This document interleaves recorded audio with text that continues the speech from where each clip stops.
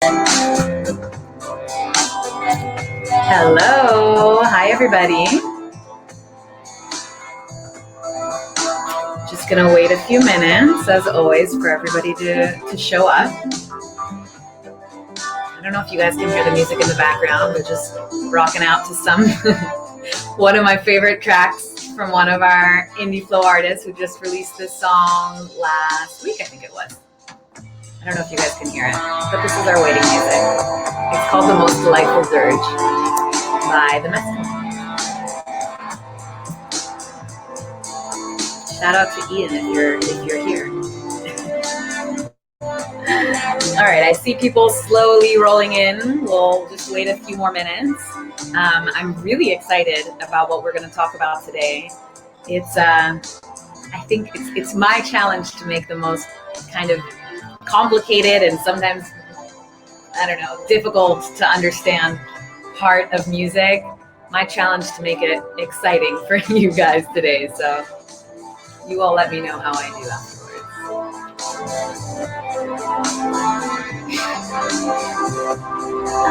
Everybody should be rolling in.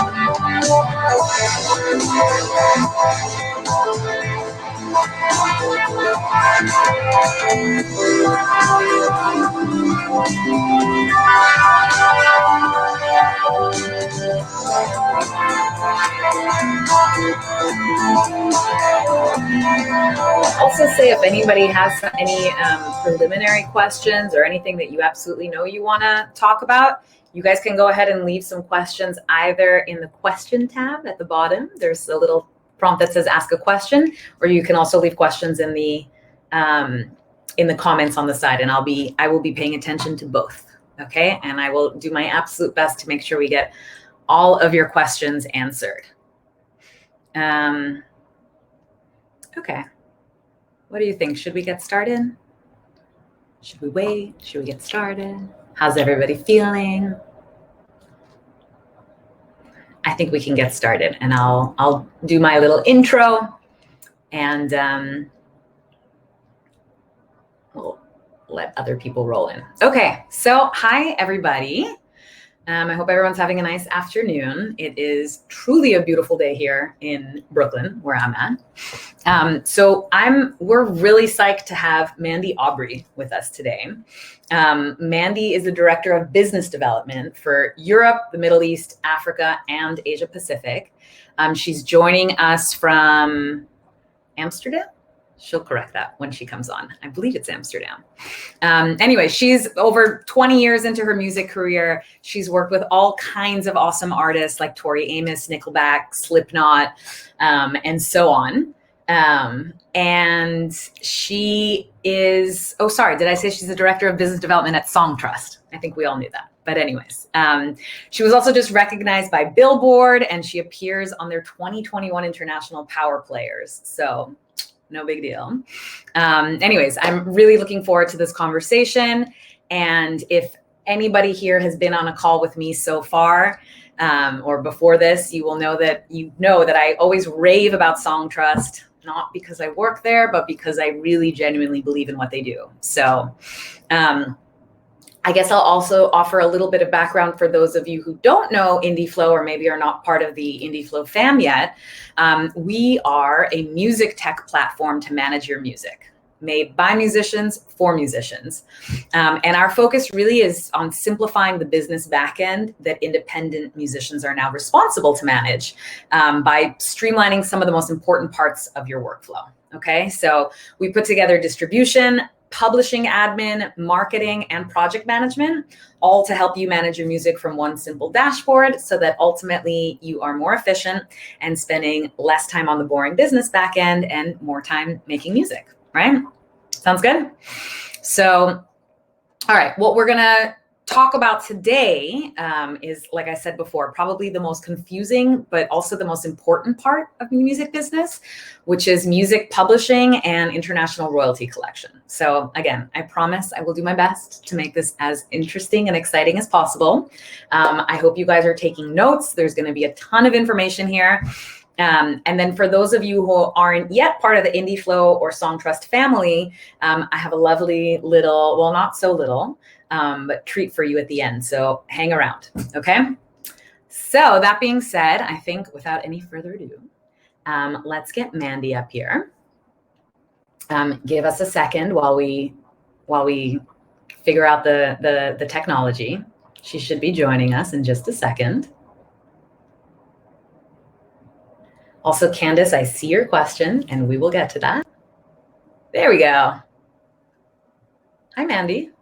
Hello. How you doing? Nice introduction. Oh, thank you. I'll also try to make it as interesting as possible.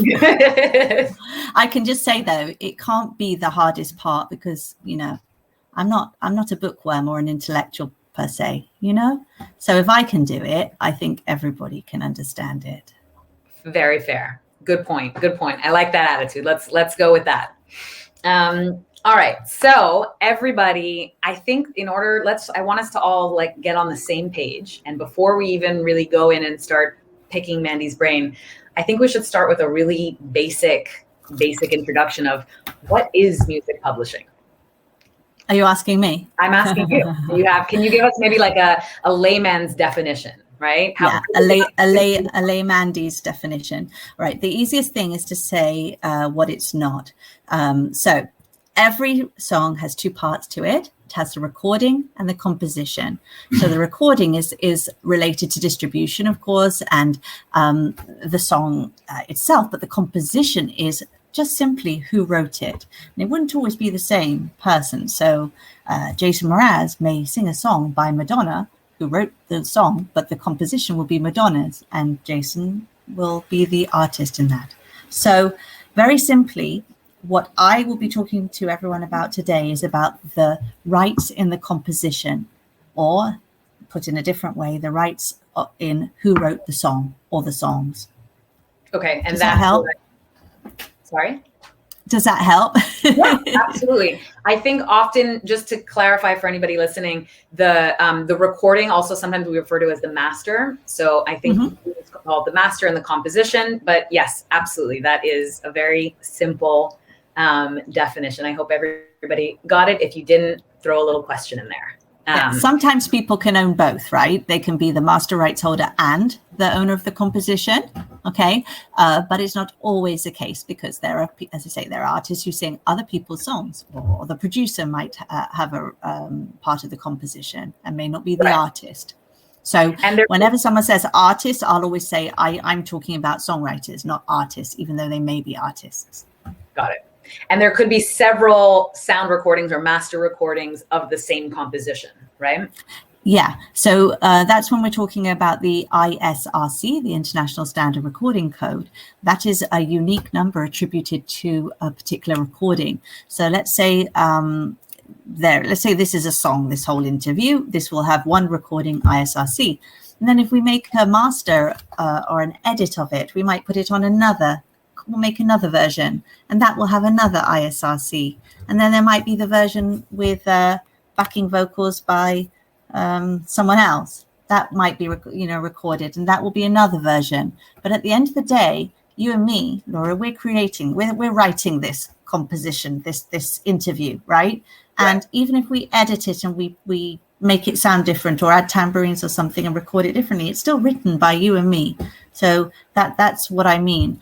And making sure that there's a connect between us who are writing this now and how all the various forms that it will appear in the big world later.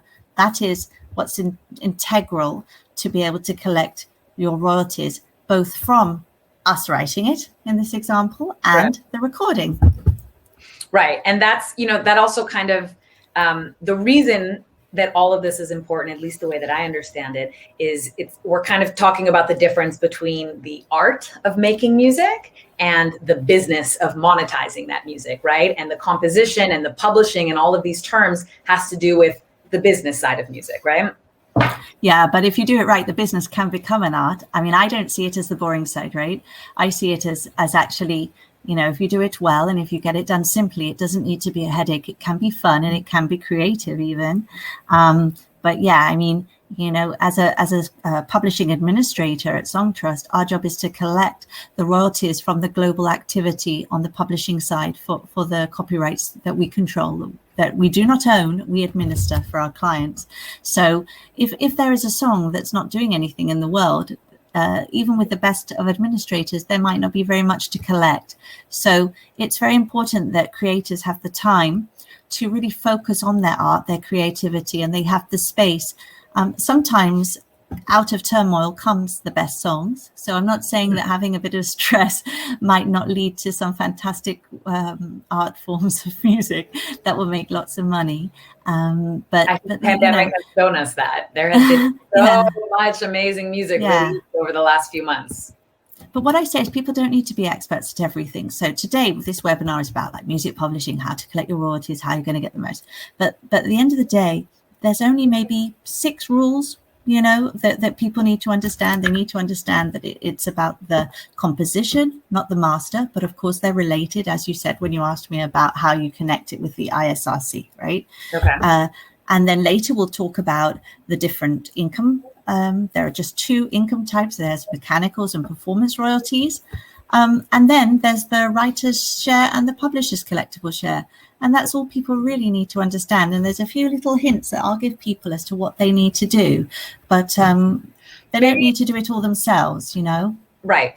That 100% is right. And that's where Songtrust comes in. That's where IndieFlow comes in. Yeah. But maybe let me back you up a little bit. And you mentioned that there are 2 kinds of royalties that are generated from a song. Can you explain, you mentioned mechanical and performance, but can you explain that a little in more? Yeah. So mechanical is really every time there's a copy of a song is made. In the old days, a mechanical royalty would be generated if you bought a CD, right? Or if you downloaded a song on iTunes. And a performance royalty will be if you perform the song. And that can be if the song is performed, say, on a jukebox even, or in a cafe or something. But also if you're live performance, so if you're at a show and you're singing your composition, or if, let's say, Jason Mraz is singing that Madonna song, then Madonna will get the performance royalties from that song because she wrote it. So what's very interesting is that streaming, which I would say the majority of the people here, if they're making music, will have their music streamed, of course, and right. That generates both the mechanical and a performance royalty. And in order to collect the whole of the publishing royalties generated from that use, you need to be able to access both your mechanical and your performance royalty share. And please tell me, Laura, if I go too fast or I go ahead of some of your questions. Okay. But if some people here, I understand a lot of people here will be affiliated to either ASCAP or BMI or maybe CSAC as a performing rights organization. And maybe there are some international people here. But if they're in the US, they're probably with one of those 3. But those are performing rights organizations. So they won't be accessing the other. I call it half, but it won't be half. I think the proportion between the mechanical and the performance varies, but you need to have access to both. Otherwise, you're missing some of your money, Okay, so maybe you can explain that. So you mentioned the performance rights organizations, which, yes, you're right. I think the majority of our users are probably with ASCAP or BMI. Can you maybe explain what it is that those organizations do? What is a PRO? Why do we need them? So one of the 3 simple rules that I said is that you need to know that it's about the composition, not the recording. You need to know between the mechanical and performance royalties. But then you have the writer's share of royalties to be earned and the publisher's collectible share. Now, the writer share is paid directly to the writer through their affiliation, direct affiliation, as an individual to a performing rights organization, which is a PRO. And that means that if you use an administrator like Songtrust or IndieFlow, who uses Songtrust, then we're registering the songs globally, right? But in every country, there will be the full 100% of publishing royalties to be paid. And those publishing royalties comprise the writer's collectible share and the publisher's collectible share. And by the rules for someone who is affiliated to ASCAP or BMI are that a publisher can collect on behalf of the writer 100% of the mechanical royalties, but only 50% of the performance royalties. So even with the best infrastructure that Songtrust has, IndieFlow has, it's not possible for us to collect the whole pie, but the work that we do means that there's an extra part that's going to flow directly to the writer if they're affiliated to a performing rights organization. To not be affiliated is to just leave money on the table. And I would say that joining ASCAP or BMI if you're American, but there's lots of other PROs around the world, is the vital first step before your music is even out in the world. It's essential, because when you're affiliated to a performing rights organization, you imagine there must be many John Smiths in the world, or Paul Duncans, or Mandy Aubry's even, probably in France. So there are all these names, but if we just relied on our names, there would be a terrible mix-up, wouldn't there? So we all become numbers, and we're attributed an IPI number, which is a unique identification number. So everyone, the collection societies will match the composition to the rights holder, who could be any of us, but they have the right number. So it's the vital first step. So again, I'm trying not to get too detailed, but okay, let me see if I can. I'm going to summarize that a little bit. Tell me if I got this right. So we have the master and the composition, right? And they both generate different kinds of royalties. The master generates mechanical royalties, which is basically as the song is reproduced. It used to be, at every CD that was bought, let's say, but now it has to do more with streaming. Correct? No. Okay. The use of the master, Mm-hmm. the activity in the world of that master. The master is what is played on the radio, what is broadcast on television, what's used in a film, perhaps, what's streamed. That's all about the master. That's the object. It's the object that has the music on it. Okay. That usage generates the mechanical and the performance royalties. And depending on what the use is, try to make it simpler for you. If the song is played on terrestrial radio, so one of the main radio stations in America, and it's not cable, internet, right? Yeah. So internet will be online, and offline will be your traditional good old-fashioned radio. If anyone ever listens to that, I hope they do. So and we're not talking about non-paying cable or pirate radio. We're talking about Radio 1, 2, 3, or whatever they're called in other countries. Okay. Those broadcasters are they are reporting what they played, and those generate a performance royalty.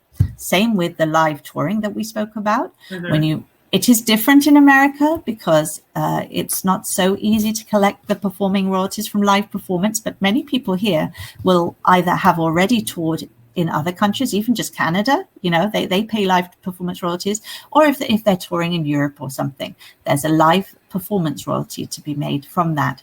Those two examples don't have any mechanical element, maybe a tiny one because of the old days when they used to have to put a CD in the radio to play it, but that's like an extra. You don't need to know about that. Okay. But nowadays with streaming has both a mechanical and performance, and there's a whole history as to why that is. And I can't even explain it, but it does. Suffice to say it does. So and you need to access both parts. So the master generates mechanical and performance royalties. Yes, but the distributor will only be playing the master royalties. That's the key. I think that's what we're trying to say. So your distributor is only paying out the mechanical royalties from the master. Did I say that right? I don't think that. I hope I'm not saying things wrong, but I don't think that the distributor or the label, they don't call it mechanical or performance royalties. They just pay royalties. They just pay the master royalties. I think that's what they're called. Okay.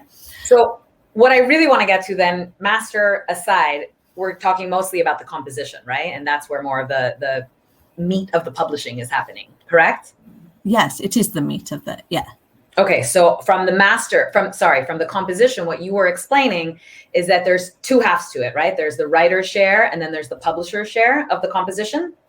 Yeah, it's not, well, again, It's not necessarily a half. You could say there are two parts Okay. because it's not always literally there's half because, but yeah, you have to have access to the two royalty income streams. So through your PRO in the crudest form, if all you ever were was affiliated to ASCAP, right, or to BMI, then you will have access to probably, one would hope, at least some of your domestic royalties, and of course the performance royalties, because it's a PRO, and that's what the P stands for. Right. We've explained that there's also the mechanicals, and ASCAP being a performing rights organization, they don't pay mechanicals. So you've left that on the table. But you could say that you have through ASCAP, you're collecting your writer's share and your publisher's collectible share of whatever they've managed to find. Okay. So we'll get to that later. Okay. And then did anybody have any questions? There actually are some questions. Yeah. I do have an answer about the MLC because, many people here will be with ASCAP, BMI or someone, but they'll also have been perhaps in the past with Harry Fox, and now they may have joined MLC. So can you explain what Harry Fox is also? Well, I don't think I really need to explain so much about Harry Fox because it used to be the only solution for any sort of mechanical collections. Okay. But I think that you can sort of skip them, although they're still relevant to a certain extent. And we can talk about the MLC, and that stands for the Mechanical Licensing Collective. And that only became fully operational in January of this year. So the purpose of it, I'm going to read it because I got this. It's very clear here. With the purpose of administering blanket mechanical licenses for the United States to eligible DSPs, digital service providers. And under these licenses, the MLC invoices DSPs and then distributes mechanical royalties generated in the US to rights holders based on interactive streaming usages on these services. That's like you'd think. I mean, in the rest of the world, this has been happening for so long, and yet it took until January of this year for America to find one way to sort out this integral licensing situation. So to put it in perspective, Songtrust, of course, is with MLC and collecting from MLC, but MLC still hasn't even got to the back claims yet. They haven't even caught up with everything that they should have paid. But at least it's a start. So people here, the bare minimum you could do would be with ASCAP or BMI, but then you would know that your mechanicals are being left. They're not collectible via ASCAP or BMI. So yes, you would join MLC, which would probably be sufficient. You don't need to join Harry Fox, HFA as it's abbreviated to, or any of the others if you're with MLC. But remember what I said, it's about America, the MLC. Right. So if you feel that you're, if you feel that, I don't think many people nowadays think of themselves as purely American or, the music is just going to be domestic. Music is more global than ever before. Correct. So if you want to be able to, you are, I promise you are not covered for everything that's out there if you're relying only on an ASCAP or BMI and an MLC. And I'm sorry I read it, but I just can't say it as concisely as it's No, that's perfect. That's perfect. And also, I mean, obviously people can go to the MLC website and they have a beautiful little description of what they do as well. You touched upon two things that were at the end. I'm going to ask you to reiterate, but I'm going to ask you to say what's your checklist of like the must-haves, the things that people, a starting artist should absolutely have in line. So you already just said that they need to be registered with the PRO and the MLC. And then there's more to that list, but we'll get to it. It depends on whether they're using IndieFlow or Songtrust, because they don't have to be affiliated to MLC if they're going to use IndieFlow or Songtrust, right? Because we're affiliated, we can handle that.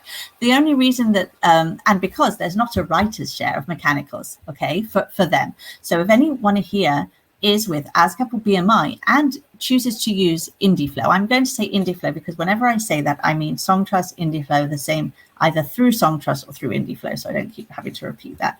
So if they use us, we can be us, then the only reason they still need to be with ASCAP or BMI is that's forever for them unless they change it voluntarily, because even doing the best service that we're all doing, we're not allowed to collect their writer's share. Thank goodness, because that's a privilege of the writer that they can get that directly. And for all the work we do, the writer's share will flow, and no one's taking any fees for that or anything. But all the work that we've done will generate that, and it will come from all the countries around the world, the writer's share. But to go back to your question, this is the checklist. I think it goes back, on the one hand, yes, join a performing rights organization, but you're creating music, formalizing the splits of who wrote what is essential. This is just the Bible of good practice. Okay. Mm-hmm. So it's no good anymore to just say we'll decide who wrote what later, or I'm not bothered now, they've had a great session in the studio. And you really need to formalize who wrote what of any composition song. Okay, it's something that you can't afford to ignore. And if it is an awkward subject sometimes, because it's all about, you want it to be about the fun stuff, and I suggest if you find the conversation awkward, which you shouldn't, because it's really the norm now, then if you're going in the studio, just get someone who you trust to handle that conversation for you. Which you could your manager, if you have a manager, that's a perfect mm-hmm. person to step in and kind of say, before we do the studio session, let's figure out the splits, right? Yeah, or it could be your sister, your mum, your brother. It could be anyone you want. The idea is, the good cop, bad cop thing. Right. They don't want to say, there's like Laura, all Laura cares about is the splits because she wants 50% of this. What you'd rather is that your mum or dad does it, and then you can say, oh, sorry about my mum, but she thinks this is really important. And but it is because, just say, you don't know what the life of the song will be, and we all aspire to successful songs later, right? And you don't know how the world of songs will change very quickly, and sometimes very quickly. And as I mentioned, the owner of the composition may well be very different from the artist. So there are people here who are writers but not artists. So the song could go with the artist and be released by a label or something, and then before you know it, it's incorrectly registered. So again, I digress. You have to tell me, Laura, when I go on too much. But what maybe another, let me to just add on to that, is that if you're working with another artist that is giving you a problem for asking about what the splits are, that is a big red flag, because any respectable artist understands that is part of the process, and you need to have that very clear. I'm actually looking at one of the questions from Dallas, who said that a friend gave him a chord progression, and sorry, Dallas, I'm assuming, I don't know what your pronouns are, actually. So Dallas has a friend that gave them a chord progression. Dallas wrote the song and the melody with lyrics. So how much of the composition does the friend who gave the chord progression own? I don't know. There's no answer. Like, there's no, if someone writes a chord progression, or if someone writes 25% of the song, it's very subjective.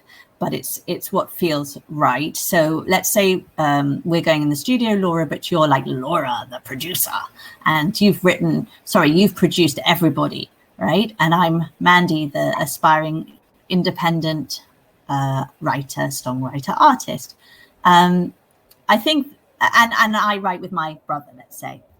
I don't think it would be surprising to expect that you, the famous producer, would ask for 50% of the composition, and I would split the rest with my brother, 50-50, for example. It's not as simple as like so-and-so did 10 chords and so-and-so did 20 chords, and, because, or someone wrote all the music, someone wrote all the lyrics. It's very difficult, and it comes with experience. I don't know. I think point being that there isn't a set formula. It's something that you've got to figure out. I would say, I think, as kind of being a peacemaker, if there is any confusion, I think going 50-50 is always like a safe way to go, but it doesn't have to be that way. No. And also someone recently in one of the other panels I was on, he said that sometimes songs are written in a studio, but they're not yet released, okay? And then suddenly there's a release coming up. And then if they have a good relationship with all the writers, they'll send an email saying, okay, so-and-so is going to release this song now. What do you reckon? Shall we just do 25, 25, 50, 50? And you send all the email, 20, that doesn't matter, I know. Then you send, then you send all the emails around, and then you get everyone to approve. It is harder that way, but it depends. You might be writing with the same people all the time, but just don't be too naive that, you know, we know about all the stories of bands that have broken up and feelings, and also, you know, it could be that people are in a band and only one person is writing nearly all the songs, but that it's very, very common that the band will split the composition, even the publishing royalties, because the live performance adds to it as well. This is the stuff of divorce material, right? So, and let's say there's some sort of counterclaim or conflict when it comes to, so if I register the song as 50-50, you and me, and then someone else comes along and registers it at 75 for me, and you're still at 50, then of course it adds up to more than 100%. So that will stick the royalty. Nothing will go to anyone until that's resolved. And the way to resolve it is to produce paperwork to the collection society or the people or person who says there's a counterclaim to support it. And that will not just be some agreement that's not signed with no schedule of works. It will be a proper agreement, or it will be at least a signed split sheet. And if you have to go as far as to prove it through WhatsApp messages or stuff like that, then chances are then you're having to involve a lawyer. Exactly. And then it's survival of the richest or the most patient, you know. So there is no reason. You began by asking me about what is the 1, 2, 3 steps that anyone has to do. And we've gone on and on this tangent, making it sound very scary. We're going to come back to that, though. We're going to come back to maybe at the end of the conversation to have that very clear checklist, right? Yeah. I think maybe if I can just reiterate what we were talking about before about the MLC, if that confused you guys, and again, this can be confusing. I think it takes several attempts for this to really settle into your brain. I think what's important to know is that if you use IndieFlow, which by association means you're also using Songtrust because we integrate with Songtrust, you don't need to worry about that. No. And I see a question from Dustin B. So what does MLC do? Don't they pay out mechanicals from streaming platforms? Maybe you'll get to that later. Yes, they do. But this is an American thing. This is not worldwide or global. And you know, so, but it could be your bare minimum for mechanicals, Dustin. So, you know. Awesome. All right. I want to move on to another question and ask, why do you need a publishing admin? And what happens if you don't have one? Okay. Let's see. Try to say it simply. Okay, if you don't have a publishing administrator, but let's say you are affiliated to MLC for your mechanicals and ASCAP or BMI for your performing royalties in America, you don't need to think you're going to lose out on everything. You're going to get some royalties and you're pretty covered, especially for domestic, but you're going to lose out on so much more. It is absolutely a fact that no performing rights organization or someone like a company like MLC or collective can have access to global royalties. If you imagine, you know, there's like Songtrust has over 60 direct affiliations with all the ASCAPs and BMIs of this world in all around the world. So number one, so people add the songs to our system. So when IndieFlow adds songs to our dashboard, they are within a week, they are sent electronically directly to all those pay sources, over 60 pay sources. And those pay sources are not just performing rights organizations. In much of Europe, they have mechanical societies, also outside of America and Europe they do. And for offline, if you remember, we said online, which is the digital royalties, we even bypass the collection societies completely. What we do is we work with people who are experts at collecting the royalties due from the digital services. And we have 3 main regions. We've got Latin Autor for Latin America, APRAPAL for Asia Pacific, and ICE Services for Pan-European digital royalties. These 3 I don't know, the organizations, let's call them, or companies. They collect directly from all the DSPs, the digital services in their region, who pay Songtrust every month, not like the ASCAPs of this world, who as much as they're great, I don't want to diss them, forever to pay. They do not, right? They don't pay every month.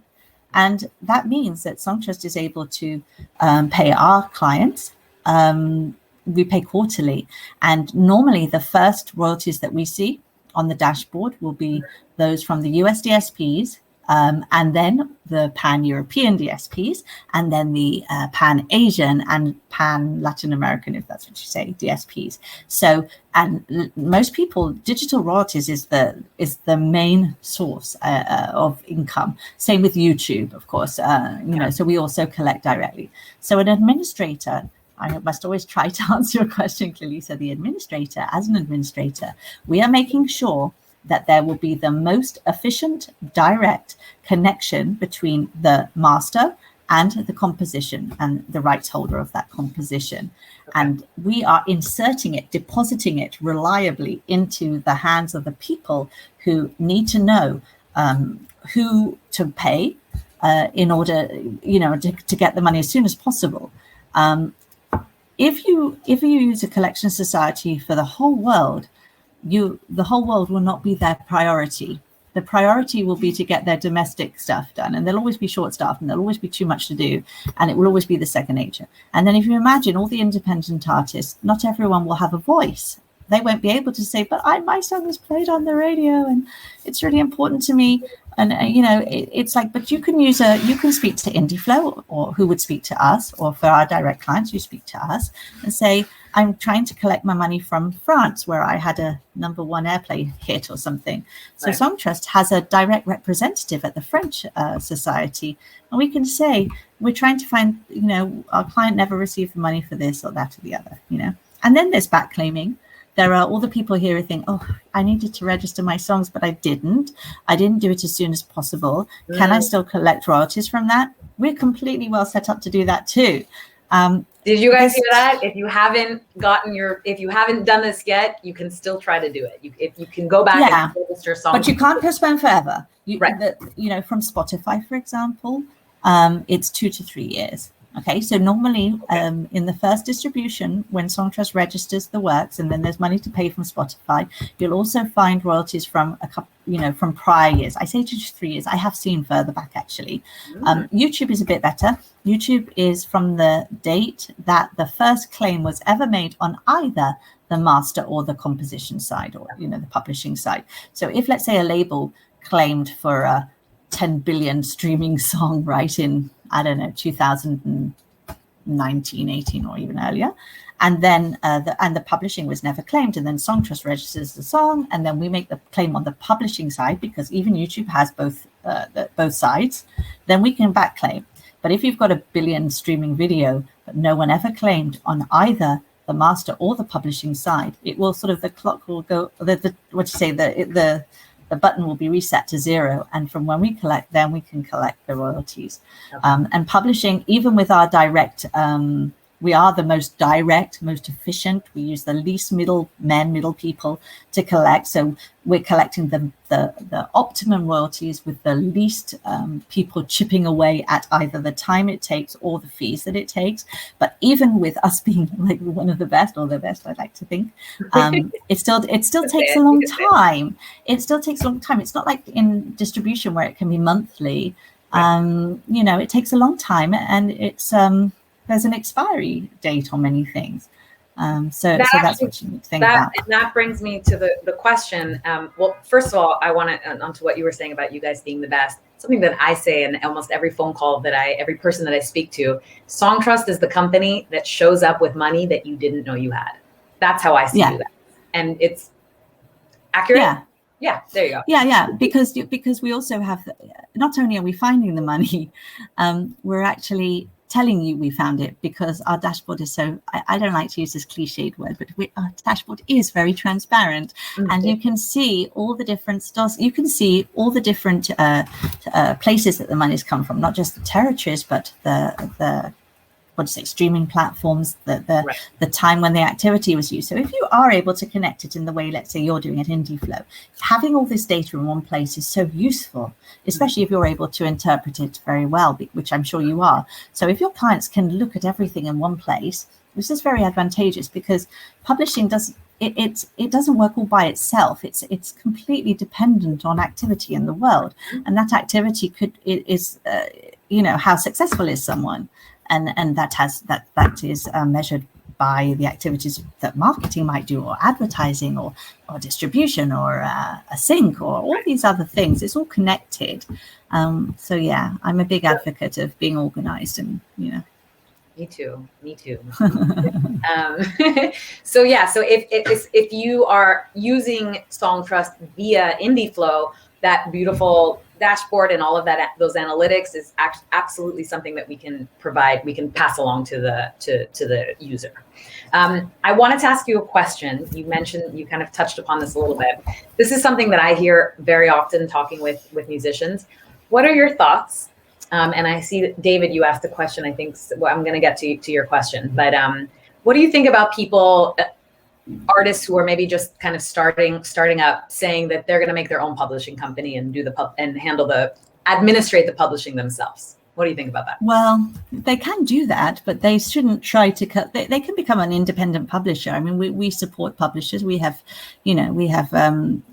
deals for business clients, but it doesn't mean they shouldn't use our back end. I mean, can you imagine our company? That sounds a bit rude, actually, doesn't it? Their back end. No, you can say it.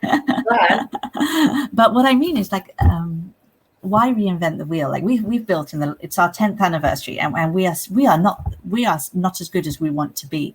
There is so much to be done in order to better influence the world of global copyright royalty collection.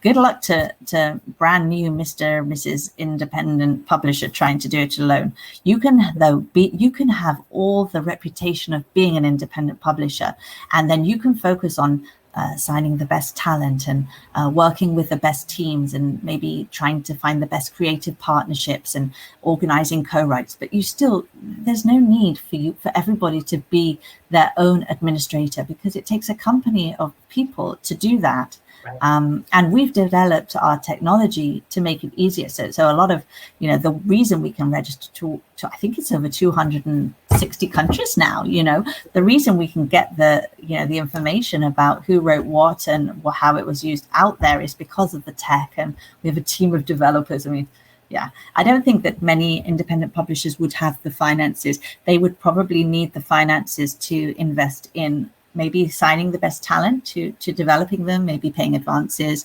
and adding value in something that would make sense. And they could very soon become preoccupied.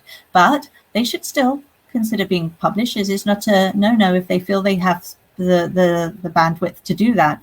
It's just that they can be a publisher. Like, we can make a publisher be a reputable publisher overnight. Right. If they work with Songtrust, you can promise that you will do a good job at publishing collection if you're with Songtrust. Right. But you also have to, people will expect, if you're a publisher, that you'll offer the added value. And that's what you need to find. What is your added value? And I definitely would recommend, at least for artists who are just starting, much like you said, right now, Songtrust, I promise you, will do a better job administering your publishing than you probably can right now. So maybe if it's something you want to do down the road, cool. But at least I would strongly recommend starting off now. It's well worth the 15%, right? That's what Songtrust charges, which I find totally reasonable for all of the work that you guys are. And it's a really good way to learn, Laura, as well. It's like, it's not that you shouldn't aspire to being your own publisher. It's great that people have ambition, and many an artist has ended up becoming a publisher because they realize that they are looked up upon, or they're working with lots of co-writers and who maybe don't have the opportunity to be published, and so on. So it's not. The thing is that if you remain independent, your options are open. You're not signing away something forever. You're leaving the next chapters to be written. But there is music right now that needs to be collected all around the world, and it takes long enough. I mean, okay, in many parts of the world it comes quickly, but if you're talking about I don't know, royalties from Russia or from Asia or from all these other places, there's various levels of sophistication in the collection process, and you can't, it's impossible for you to do it all yourself right now, you know. And being organized, learning about the royalties that are coming in, where they're coming from, oh, that is so great, you know, because then you'll really think, okay, I could do this myself when I'm ready, you know. Right. So let me ask, Mandy, you might not know the answer to this, and it's totally okay if you don't. I'm looking at David's question asking if he needs to set up an LLC for, rather, he has a record company LLC. Does he need a separate LLC to handle the publishing? All right. So the only answer I know on that is something, but I learned it from a very wise, experienced woman in publishing. And she always said that, you know, it's good to keep your businesses separate. You know, you may want to keep your record company, but sell your publishing later, as an example. And it's much easier to ring fence that side of your business if you have it under another name.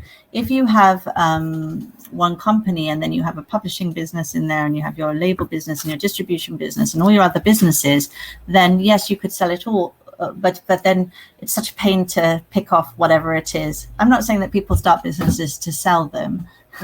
Well, many do. But you know, I understand. Well, again, I don't have my own business, but I think that for every business you have, it comes with obligations, financial, just to keep the business open, perhaps tax and everything. So, but you know, I would say, yeah, I think it's wise, and you know why it's also good is that if you have a record deal, for example, with a label, and or anyone here has offered a record deal, and there's just like one paragraph that says, and we're also going to collect all your publishing forever, and we're going to take 50% of it. That's not enough. A publishing agreement should be a whole agreement just about the publishing. It's so important. It shouldn't be just a little paragraph, you know? Right. And you should obviously, before you sign any kind of deal whatsoever, have a lawyer look it over. You can't afford to not take the legal side seriously. Right. I don't know whether this is the case in America, but I know in the UK, for example, people who are with the PRS, which is the ASCAP of the UK, there's the Musicians Union in the UK, I'm sorry, they offer a certain amount of legal fees to their writers during the course of their time. So that's another reason, and many countries, especially, I don't know if it's a case in America, but I know that SACEM in France and Gamer in Germany and probably Boomer in the Netherlands, all these equivalents, they offer much more added value, you know, on the publishing than just purely affiliation. They might support their writers in other endeavors, you know, so it could be legal, but I don't know. Yeah, I'm not totally, my inclination is to say that we do not offer that kind of service in the US, but even if we don't, I absolutely know that there are some entertainment lawyers that will work on without having to put any payment up front. So they'll usually work with like a percentage. They'll charge you a percentage of whatever deal you end up making so that you don't have to put any money up front. Yeah. Or if you're, you know, what we say is everyone signs the same terms of service with Songtrust, right? But we're only, okay, you would have to understand this, but we're only signing, the deal is only for a 12-month minimum exploitation period, and then you're free to leave. Right. So you can afford to make a mistake if you needed to, if it's only for 12 months, as long as you're crystal clear that it's for 12 months. Exactly. But you cannot afford to make a mistake with your whole career. And I've met people from, you know, I work mainly internationally. For me, international is outside, you know, America, well, you know, but I know that there was this person I came across recently who had signed, she had a huge hit. It was in Turkey or something, but she'd signed it all away innocently. And her parents had told her to sign it because she was only 17 at the time. But she didn't really even, you know, you respect your parents. You think, well, they should know better, but they did not know better. So just because they're your parents doesn't mean they're lawyers. A lawyer, always a lawyer, always a lawyer. Yeah, and a music lawyer if possible. Right. Let me ask you a quick question, just because I know this comes up also. Can you just explain quickly, and if you don't, I have a written definition here if you don't have it off the top of your head, but the difference between Sound Exchange and Songtrust. Are they the same thing? Do they do the same thing? No, they're not. So you could also talk about PPL and PRS in the UK. Sound Exchange is it's a whole other income stream. It's called Neighbouring rights. And actually for Americans, the situation on neighbouring rights is not as advantageous, perhaps, from what I understand, as it is in much of the rest of the world. And there are numerous qualification criteria for neighbouring rights. You can get royalties if you are the engineer, and it will depend on, or if you're the session musician, or if you're the main artist, and then it will be, where was it recorded, and all this stuff. It's like a hugely complex, to me, it's more complex than publishing, but possibly that's because it's not my area of expertise. But my company I worked at before Songtrust was called Vintage House, and the music division was sold to Cobalt about 4 or 5 years ago now. And, neighbouring rights, it was one of the first companies to do neighbouring rights. And suffice to say, neighbouring rights deserves to have the same sort of experts doing the admin as publishing does. But the difference between the neighbouring rights and the publishing is, especially for Songtrust, you can have a deal with IndieFlow or Songtrust, and you may have 100 songs in your catalogue, but you might only give one song just to us to look after, and that's fine. But it goes by the whole person for neighbouring rights.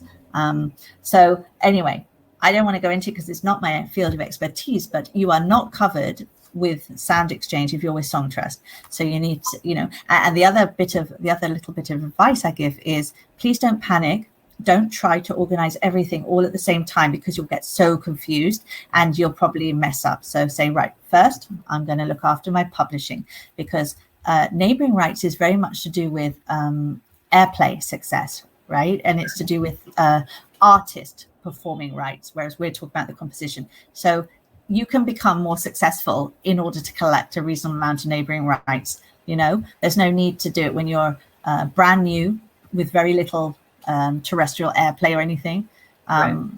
Okay, so it's something that you should probably do later. You shouldn't forget about it. Right. Get your so publishing. We'll add that to the list of things you should do, but maybe that's one of the later. Yeah, and you can probably be with a Sound Exchange for the world to begin with, and then follow, like if you find that you're particularly big in a particular territory, you can probably then investigate opportunities. But it's another whole other webinar with someone else. All right, thank you.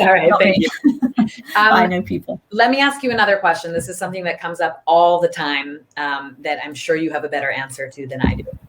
I hear very often that, and well, I'm sure you know this, that ASCAP, CD Baby, TuneCore, they have their own publishing administrator options, right? So if somebody is registered with, let's say, for example, ASCAP Publishing, do they still need Songtrust? Is that enough? Is one better than the other? I don't know what ASCAP Publishing is, but let's just talk about something I can explain better. So TuneCore offers publishing, I think, and probably DistroKid offers publishing, and of course CD Baby offers publishing. CD Baby is actually part of our own group of companies, but when we began working with them, they were not one of our companies. Okay. And they're the only direct API that Songtrust has, meaning people can join CD Baby Pro as an add-on, and they will then become indirectly a Songtrust client, but it will all be through CD Baby. It's different. It's an extra layer, and you don't necessarily go to the plumber to get your shoes repaired, or so it depends. I can say that CD Baby is fine because it's through Songtrust, so it's fine. It is slightly different though, because it's better to be with Songtrust, I would say, directly. Better being, I don't want to get in trouble with what I say. Of course, it's the same, but I mean, already with IndieFlow through Songtrust, you get this extra layer of people who really care to make a success of your particular songs, right? Right. So, I would just be careful of doing everything. You have to look at the pros and cons of the publishing that your distributor has on offer, and the conditions and the term and all these things. But you don't have to give your distributor your publishing. It's up to you. In the same way, though, that I'm going to play devil's advocate here. You need to look at people here, need to look at IndieFlow and think, okay, this is the reason why it makes sense that, you know, and there are so many reasons that you said at the beginning that we know it's being organized. It's the added value. There is an absolute added value with, as I see it, with IndieFlow, in the same way that I can't say I don't know as much about IndieFlow as I know about Songtrust, but the added value of Songtrust is there. We may not offer sync, we may not offer creative, but we have access to the global royalties that are just there waiting. So why chase this holy grail of some creative activity that may or may not happen? And, you know, people might lose interest, but you're signed to them for 10 years, you know. That's just, so important. You know? Yeah. So, yeah. 100%. So I hope I was clear enough. If anyone thinks I'm waffling, just no, you're good. You're good. That made sense. I want to answer David's question, and then maybe we'll finish up with just to review quickly what maybe are the most important steps that every artist should be taking. And then I promised a little treat at the end. I haven't forgotten, and I will let everybody know what that is. So David's question is that if I license a song through sync, I still retain all royalties and future licensing, correct? If you license a song for sync yourself, you'll be able to collect the sync fee, and that works with a Songtrust agreement too. And then if the song is with Songtrust, or if it's with IndieFlow, who works with Songtrust, then we will collect the back end performance and any mechanical royalties due from the sync. So if it becomes used on an ad on television, then we can collect that, right? However, some syncs, they all have their own licenses. So you know, and some sync companies will be buying out your song, or they'll be taking 50% or whatever it is. So what you can keep, David, will depend on what the agreement is. But if you license it yourself, then it would be advisable for you to then tell, if you're with IndieFlow for your publishing, you say, hey, I've just licensed this song for this jeans advert, and it's going to be on this stuff for this amount of time, and so on. Then that's useful information, because obviously we work in publishing on income tracking, and we're going to try and get those royalties for you.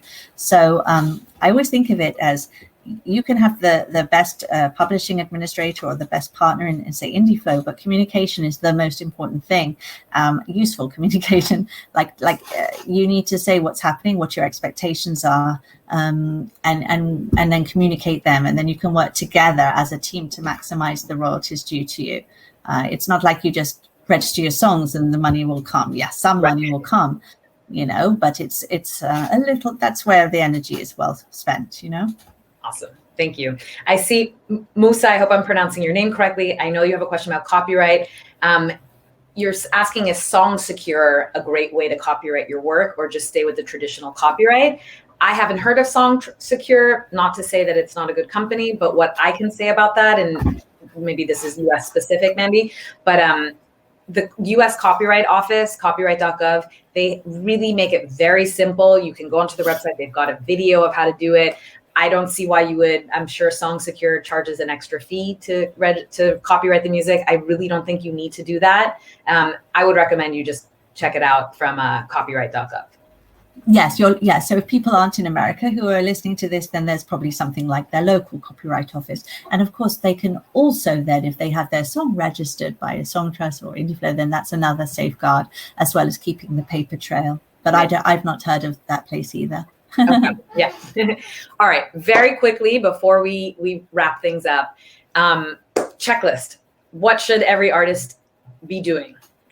I'm going to start with number one and say that you should register. You should sign up with IndieFlow, which means you're also signed up with Songtrust, which means that you've got this whole world of publishing handled for you. Yeah. But if you're not affiliated already to ASCAP and BMI, you can do that through the Songtrust platform as well. And I don't want to tread in water, but I presume that IndieFlow can follow that for the people as well.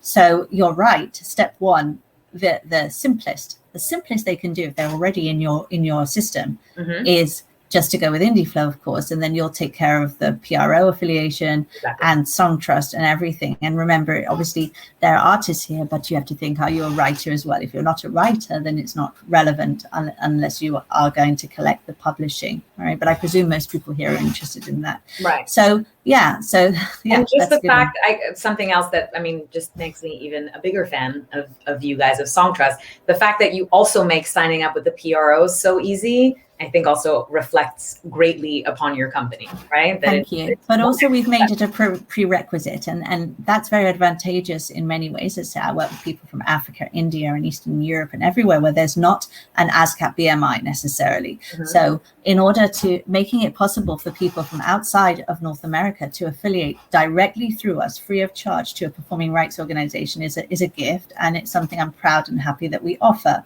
Okay, but also there are many publishers who will not insist that their writers are affiliated to a PRO, and often it's the bane of my life because I want to start to work with someone, but then they don't have a PRO affiliation. I said, sorry, we can't collect your royalties for you, but it's something that is essential, so we won't do it, because actually if you don't have that number, that unique identification number that says you, then the amount of royalties that are going to successfully reach you are by far reduced. So you need to do that. And everyone here is building their careers. It's very much an independent, many people here are developing artists. You have good practice makes you look professional, right? When you and being organized and being able to have the data you need. It's all very important. And you can be creative, but you should always look professional, right? I hope. Absolutely. Yeah.